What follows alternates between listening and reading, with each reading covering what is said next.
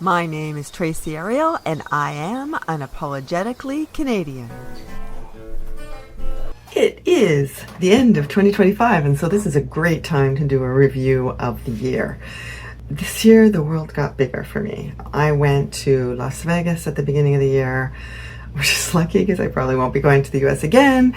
Went to Kenya in Africa, and I went to Iceland, and all three places gave me an insight on worlds that are both way different than I expected them to be, and so similar to Canada in some ways that I also wasn't expecting. Las Vegas, I was at the Consumer Electronics Show, and it was so fun to see the kinds of innovation that entrepreneurs from around the world are working on. There were some really interesting Canadian products that I got to learn about, and some really great inventors that I met from all over the world, and people who were really keen on making creativity work and business work together. And that is so not easy. And actually, it's actually much more difficult in Canada than it is in some other places, in part because of the banks. I mean, one of the other things we did is the nonprofit that I work with finally got a credit card after 13 years, only for $1,000. So we still have to use Square, which allows you to use your sales as a credit card function. I mean, just to show you how hard banking is here.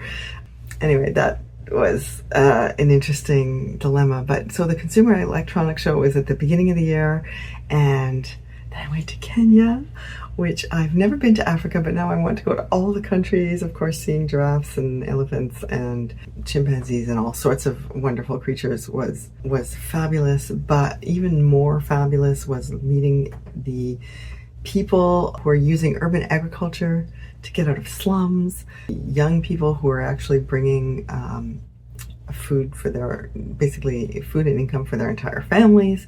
I was part of an urban agriculture delegation because they came to Montreal first and saw some of the projects that we're doing, and so then we got to see some of the projects they're doing, and it was so inspiring.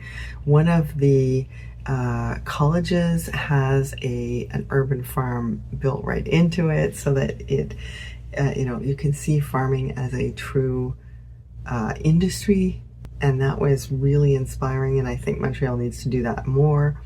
The challenges that farmers there have are very similar to the ones here. The cost of land is enormous. Developers and a lot of inheritance and corporations are building on all of the farmland, and it's really, really hard to get land to grow on.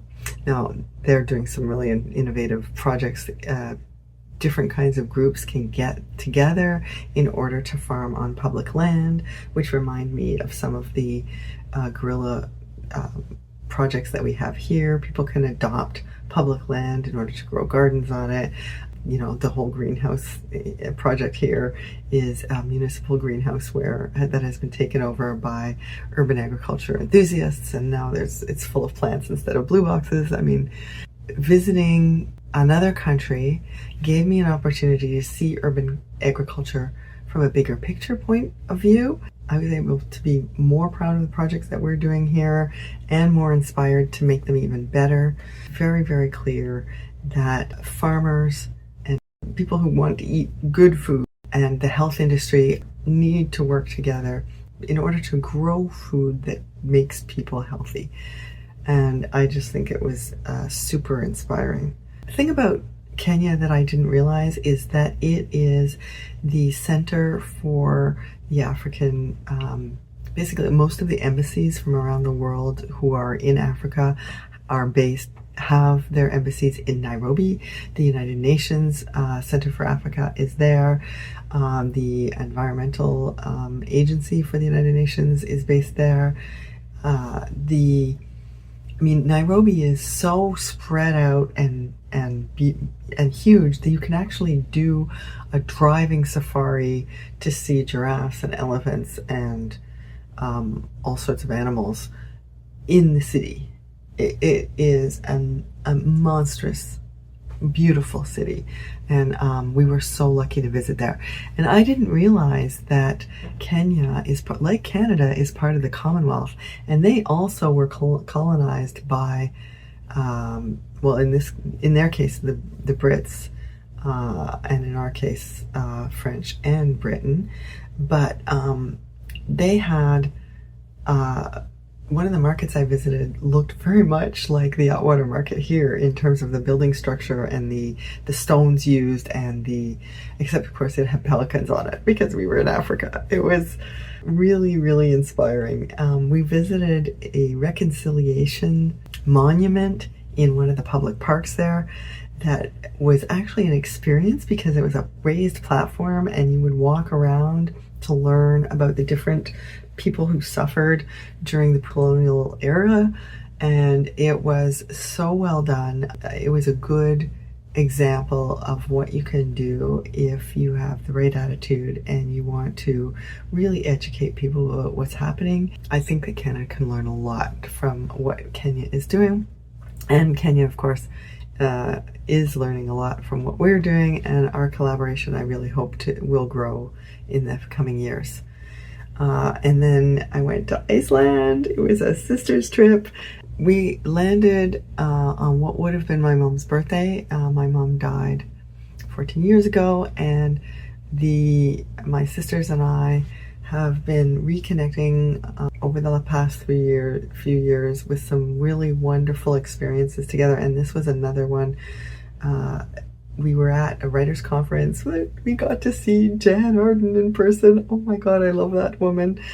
And we got to meet the former president of Iceland and his Canadian wife. And the country is very much like a piece of Denmark. I mean, it was so European. It was really, really different. The world, I mean, it's like a small community. There are very few trees. It was super, super expensive. Once you were there, the flight getting there is not expensive, but once you're there, everything is super expensive. But just in many ways, the way that they live there is the way that Canada developed, because it's a very small community and everybody knows everybody else. And we got to be sort of immersed in that feeling for a very short time. And I really got inspired by the feeling of community and how much the writing community, especially they brought writers from around the world there. And they really know how to treat people well and like your friends. And I thought it reminded me of what small town living can be, what living here in Verdun is. It was just another example of how community is part of what makes humanity work well. When you know your neighbors, even if you know them too well, you're able to create a social cohesion that is both supportive and challenging. And I think we all grow more when we're in that situation. It was a great experience. On the health side in 2025, I did two things I'm super proud of.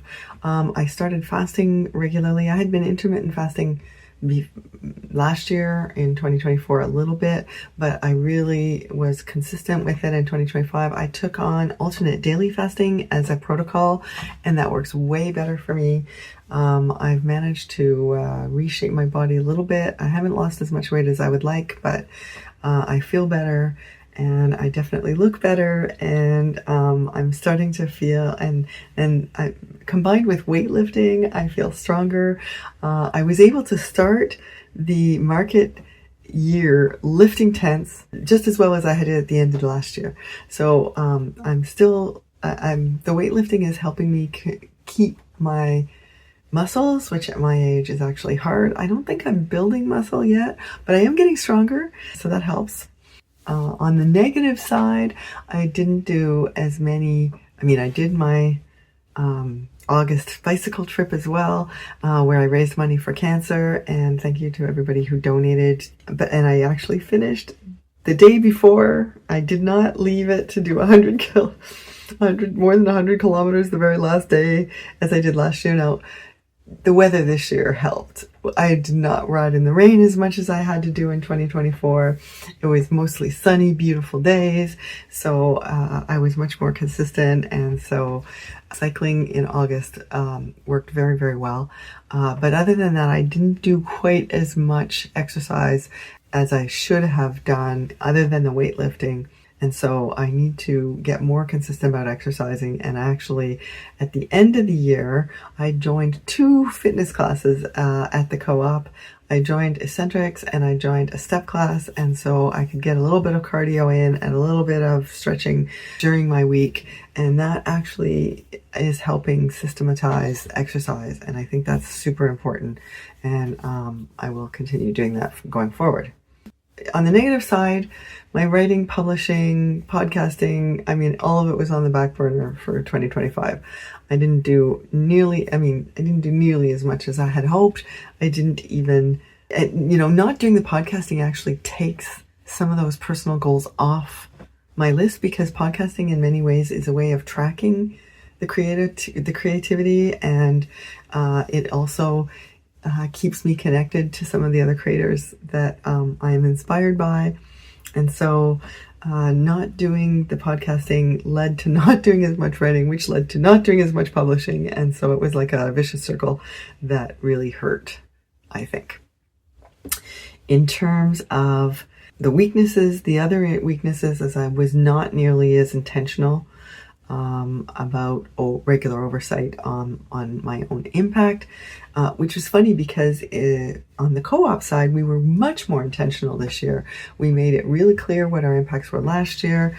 We didn't communicate as much as we need to. I think that's going to be something that we need to pick up next year, but we were intentional about tracking and communicating our impacts. And I think that has improved our website. It improved our relationship with some of our funders. Actually, the fundraising and grants is getting better, and we're getting a lot more partners with people who want to help finance our projects. And so that was very rewarding this year. The leadership possibilities are just enormous in that area. The collaborations that we created this year were especially by the volunteers. We did our group buy project where people can buy dried goods, rice, beans, fruits and nuts at a very discounted price, and you bring your own container. So it's also a zero waste project. We did it 4 times in 2025, and thanks to the new involvement of several volunteers, the distributions were much more organized. Volunteers felt more respected. They really helped us improve the project, and they're willing to keep working on it with us. So that project is now going to continue. We weren't sure that we were going to be able to continue it because it's super expensive and our sales were not as high as we need them to be on a regular basis. But we figured out a way, thanks to the involvement of the volunteers. We're going to do 3 group buy sessions in 2026. And I think that will hopefully fewer in the year will mean that we'll get higher levels of sales at each one, and it will also help us be able to communicate better about what's happening to people. And so I hope that will improve that project in the way that it needs to. The other project that volunteers run completely is the food bank. Every Wednesday they feed 78 people. It's 10 volunteers who start at 10:30 in the morning and they finish at 5 o'clock in the afternoon. And they work so hard on picking up the food from Osam Royale and distributing it, and, with fun and loving, and nobody is left out. It's a real membership. The people who come to pick up their food have a lot of fun. The people who are giving out the food have a lot of fun, and it's just a great project. The other collaborative project that we really depended on volunteers for this year was our collective kitchens. This was a brand new project. We hired someone who's amazing, Emily. She started in September, and she cooks great food, and she cooks almost 200 meals every single week. at the local church with the help of volunteers, and those emergency movies are put into a free fridge where people can come and pick up meals in between the food bank time whenever they need them. And that has been a really inspiring project. Super fun. And it just goes to show how collaboration can be worthwhile for everybody who's involved. The other collaborations that we did a group project with the greenhouse and urban seedling, and we did a garden for the food bank. And thanks to the support from Canada Summer Students, we hired 3 amazing students who helped us run that project, helped us run the markets, and helped us run the volunteer gardens that are run. There's these volunteer gardens in public and private spaces all over Verdun, and those are also run by volunteers. So this was a year for volunteer leadership, and it really shows how when a nonprofit and employees and volunteers work together on the same goals, you can really create a big impact. We fed a lot of people this year. It was really inspiring. All those projects were super inspiring. Actually, the other thing that I think I learned this year that was really important is I learned the things to cut out. I cut out a lot of direct tasks. We hired a really good delivery driver. We also hired more great people.